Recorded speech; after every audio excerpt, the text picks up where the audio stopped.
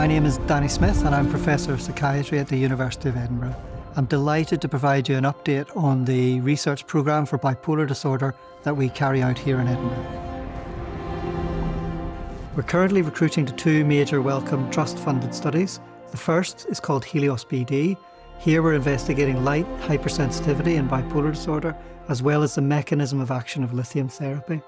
In our other Wellcome study, called Ambient BD, we'll be using state-of-the-art radar sleep detection technology to try to predict relapse in people with bipolar disorder. We're also host to the UK Circadian Mental Health Research Network. The aim of this network is to bring together researchers in circadian science and mental health science.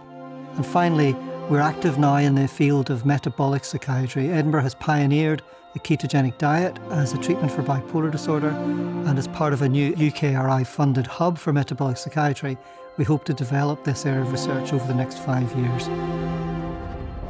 The Hub for Metabolic Psychiatry works at the interface of mental health and physical health, of neuroscience and psychiatry. In a world facing an epidemic of metabolic syndrome and type 2 diabetes, the effects on peripheral tissues of the body have been well characterised.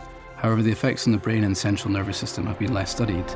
In the Hub, we will aim to understand the mechanisms of metabolic dysfunction which affect the brain and central nervous system, and which may relate to symptoms of serious mental illness.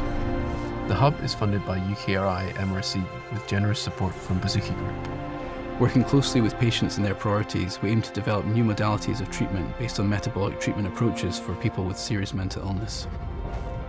In the Ambient BD project, we're going to be looking at the links between circadian rhythms and symptoms within bipolar disorder. And so what we're doing to achieve this is we're tracking symptoms and we're tracking things like sleep patterns in the course of daily life to see how they're linked together. We're going to be co-producing the whole thing with people with bipolar disorder. This is all to make sure that the project is as relevant as possible, is giving relevant insights for the bipolar community. Circadian Mental Health Network is a network comprised of researchers, clinicians, charity members, and people with lived experience. One of the main objectives of the Circadian Mental Health Network is to find out what questions do you have about mental health and the body clock. Maybe we can get research to answer them. We want to drive research forward in the right direction.